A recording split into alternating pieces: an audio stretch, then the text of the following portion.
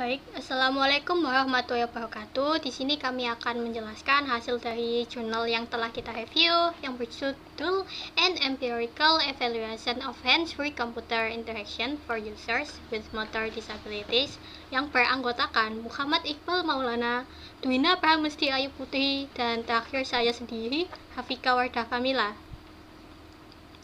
Untuk yang pertama ada masalah dan solusi. Problem. Jadi dalam jurnal ini mereka itu mengangkat problem, yaitu orang yang memiliki gangguan disabilitas motorik sebagian besar mempengaruhi kualitas hidup mereka secara signifikan. Mereka sebagian besar maupun sepenuhnya selalu bergantung dengan orang lain. Namun seiring berkembangnya zaman, teknologi untuk pendukung orang yang memiliki kemampuan disabilitas makin meningkat, seperti solusi untuk pelacak kepala, pelacak mata, pelacak suara, dan lain-lainnya. Namun, tujuan dalam jurnal ini yaitu mengevaluasi solusi penggunaan hands-free yang menggunakan komputer untuk pengguna yang memiliki gangguan secara motorik. Kemudian, solusi. Nah, dalam jurnal ini mereka membeberkan beberapa solusi, yaitu mereka itu mengembangkan perangkat komputer hands-free yang memanfaatkan sistem EEG dan EMG yang menggunakan alat emotif EVOC+, yaitu alat untuk mendeteksi gerakan maupun perubahan ekspresi penggunanya. Jadi ada beberapa macam EEG maupun EMG seperti Quora, Quasar, Sahara, Emotive Insight, dan lain-lainnya. Namun mereka menggunakan alat emotif EVOC+, karena mereka menilai bahwa alat ini memiliki harga yang lebih murah. Selain itu, output dalam pembacaan data sebanding dengan beberapa alat yang lebih mahal yang lainnya. Karena itu, mereka mengambil solusi EVOC+ untuk pengguna disabilitas. Untuk selanjutnya akan dijelaskan oleh teman saya, Dwina Pramesti. Baik, di sini saya akan melanjutkan penjelasan dari teman saya. Saya akan menjelaskan tentang metode penelitian yang digunakan dalam jurnal kali ini. Dalam penelitian ini ada dua macam metode yang digunakan. Pertama, menggunakan eksperimen, kedua, menggunakan metode statistik. Pada metode eksperimen ini, eksperimen dilakukan kepada 18 orang, 10 orang yang non-disabilitas dan 8 orang yang memiliki disabilitas motorik yang parah. Nah, dalam eksperimen ini ada 5 fase yang dilakukan, yaitu pertama, pendahuluan, kedua, eksekusi tugas komputer dengan pendekatan HCI pengguna saat ini, ketiga, penyiapan dan kalibrasi EVOC, keempat, eksekusi tugas komputer dengan pendekatan HCI berbasis EVOC+, dan yang kelima, penyelesaian eksperimen. Selanjutnya akan saya jabarkan setiap fase dalam eksperimen ini. Fase pertama atau pengenalan.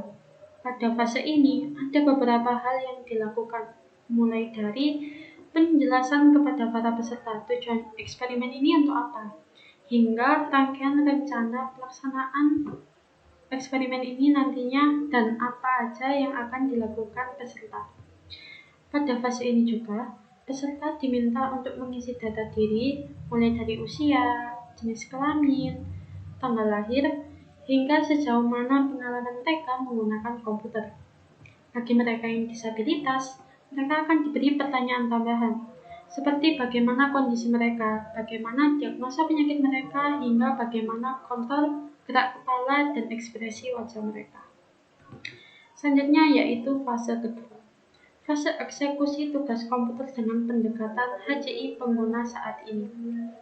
Pada fase 2 ini, peserta akan diminta untuk mengerjakan 6 tugas yang telah ditentukan dengan menggunakan pendekatan teknologi komputer yang sudah mereka ketahui sebelumnya. Yang mana 6 tugas ini meliputi pertama, mengirim email, tugas kedua, menemukan foto di galeri, tugas ketiga, mengunduh e-book dan membaca teks dari buku yang mereka unduh, tugas keempat, melakukan panggilan Skype, tugas kelima, menemukan dan menonton video di YouTube, Dan tugas keenam, membeli produk di toko online. Yang mana dalam pengerjaannya, setiap mereka menyelesaikan satu tugas, pengawas akan menanyai mereka kesulitan yang mereka alami. Sekaligus dalam pengerjaannya, lama waktu pengerjaan akan dihitung dalam satuan detik. Selanjutnya yaitu fase ketiga, fase penyiapan dan kalibrasi perangkat EPOC. Pada fase ini, perangkat EPOC Plus akan dipresentasikan dan diterapkan kepada para peserta. Pada fase ini juga, peserta akan diberi pelatihan bagaimana cara menggunakan perangkat EPOC nantinya. Selanjutnya yaitu fase keempat. Fase keempat, eksekusi tugas komputer dengan pendekatan HCI berbasis EPOC Plus. Pada fase ini, peserta akan diminta untuk mengerjakan 6 soal seperti pada fase 2 sebelumnya. Tetapi perbedaannya, pada fase ini mereka diminta untuk menggunakan perangkat EPOC Plus dalam proses pengerjaannya. Dan yang terakhir yaitu fase 5, eksperimen selesai. Baik, selanjutnya, ini penjabaran dari fase-fase eksperimen yang sudah saya jelaskan sebelumnya. Dan ini tugas-tugas yang diberikan kepada para peserta pada fase 2 dan fase 4. Selanjutnya yaitu metode statistik. Metode statistik adalah suatu metode yang bertujuan untuk menganalisis jawaban responden atas pertanyaan yang diberikan kepada mereka. Dalam metode statistik ini ada yang namanya variabel pengukuran. Nah, dalam penelitian ini yang dijadikan variabel pengukuran adalah lama waktu pengerjaan soal dan tingkat kesulitan yang dialami oleh peserta ketika mengerjakan soal tersebut. Yang mana dalam metode penelitian ini ada 3 macam analisis yang digunakan. Pertama yaitu analisis post-hoc.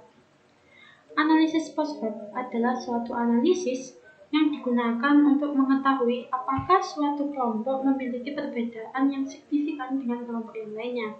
Yang mana dalam penelitian ini yang dijadikan atau yang dibandingkan adalah antara pengguna non-disabilitas dan pengguna yang memiliki disabilitas. Kedua yaitu analisis Mann-Whitty-Hughes. Analisis ini digunakan untuk membandingkan 2 sampel independen atau sampel yang saling berbeda. Dan yang terakhir yaitu analisis Cron-Bench. Analisis ini adalah suatu analisis yang digunakan untuk mengukur reliabilitas internal item. Nah, kenapa suatu reliabilitas perlu diukur atau diuji? Hal ini berfungsi untuk mengetahui tingkat konsistensi suatu angket yang digunakan dalam penelitian. Untuk selanjutnya yaitu hasil dari eksperimen akan dilanjutkan oleh teman saya.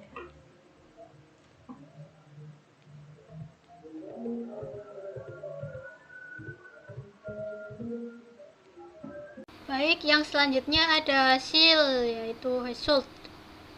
Nah, dari hasil yang ada dalam jurnal ini, mereka melibatkan total partisipasi sebanyak 21 orang, namun 3 diantaranya tidak sukses. Nah, dari sisa ini yaitu ada 18 partisipasi yang terdiri dari 10 orang non-disabel dan 8 orang disabel yang berada pada kisaran umur 22 sampai 25 tahun. Nah, untuk semua orang yang disabel adalah laki-laki yang memiliki cedera tulang belakang, sehingga mereka itu masih bisa menggerakkan lengannya. Untuk semua partisipasi itu sudah terbiasa dengan komputer, namun mereka itu masih sangat awam dengan adanya EPOC Plus. Nah, dari hasil pengujian alat yang dilakukan, peneliti menggunakan parameter penggunaan alat yang pertama yaitu mouse dan joystick. Nah, dalam penggunaan alat ini, sebagian besar orang disabel susah dalam mengontrolnya. Kemudian ada trackball. Nah, sebagian besar partisipasi itu kesusahan dalam menggunakan alat ini, menggunakan fungsi drag and drop. Nah, kemudian ada analis post-host. Nah, dalam analis post-host, partisipasi non-disabel dan disabel kesulitan dalam penggunaan EPOC Plus. Jadi mereka sama-sama memiliki kesusahan dalam penggunaan alat ini, seperti yang tertera dalam tabel. Yang pertama pada tabel non-disabel. Pada task pertama, orang yang non-disable berada pada tingkat kesulitan 4 saat menggunakan EPOC+. Kemudian orang yang disable pada task pertama, mereka berada pada kesulitan level 3. Jadi pada analis post-host, sebagian besar orang kesulitan dalam menggunakan EPOC+. Untuk selanjutnya ada statistika deskriptif. Nah, umumnya orang non-disable membutuhkan effort yang lebih sedikit dalam menyelesaikan tugas yang diberikan daripada disable. Jadi karena beberapa gangguan motorik yang ada pada orang disable, jadi mereka dalam menyelesaikan tugas harus membutuhkan waktu yang lebih banyak, seperti yang tertera pada tabel 3, yaitu pada saat penggunaan mouse, yaitu orang disabel sebagian besar menggunakannya sebanyak 55,6%. Kemudian orang yang non disabel yaitu 100%. Jadi ada perbedaannya sangat besar dalam penggunaan mouse maupun keyboard. Jadi dapat disimpulkan bahwa orang yang non disabel pasti membutuhkan effort yang lebih sedikit untuk menyelesaikan task yang diberikan. Nah, untuk selanjutnya dalam penelitian ini mereka hanya menggunakan cakupan geografis yang ada di Slovenia. Kemudian pengembangan kuesioner melakukan prosedur pengujian dan validasi. Jadi mereka itu menggunakan kuesioner dan beberapa pengujian untuk memvalidasi data.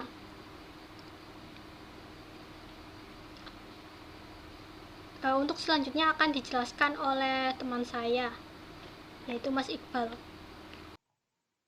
Untuk selanjutnya, kesimpulan. Yang pertama, orang disabilitas suka persepsi dengan adanya touch komputer. Namun, EPOC Plus susah digunakan untuk disabilitas dan non-disabilitas. Yang kedua, disabilitas tidak tertinggal dengan non-disabilitas saat menggunakan komputer yang dapat mereka gunakan, seperti EPOC Plus. Yang ketiga, desain interface mempengaruhi kenyamanan dan keefektifan pengguna. Yang keempat, ukuran sampel yang digunakan sedikit sehingga mempengaruhi analisa statistik. Yang kelima, waktu untuk melakukan kuesioner dan pengadaan eksperimen sedikit mempengaruhi hasil analisa. Next. Peluang penelitian selanjutnya atau future work. Next. Dan di mana future work ada 5 bagian. Yang pertama, research tentang pengoptimalan posisi tombol keyboard virtual. Dan yang kedua, meningkatkan pengguna untuk memasukkan data lebih cepat dan mudah atau prediksi kata atau smart virtual keyboard. Selanjutnya, memperluas ukuran sampel supaya dapat kemungkinan analisis data SEM. Yang terakhir, menganalisa efek samping dari EPOC Plus. Terima kasih dari kelompok kami. Mohon maaf kurang lebihnya. Wassalamualaikum warahmatullahi wabarakatuh.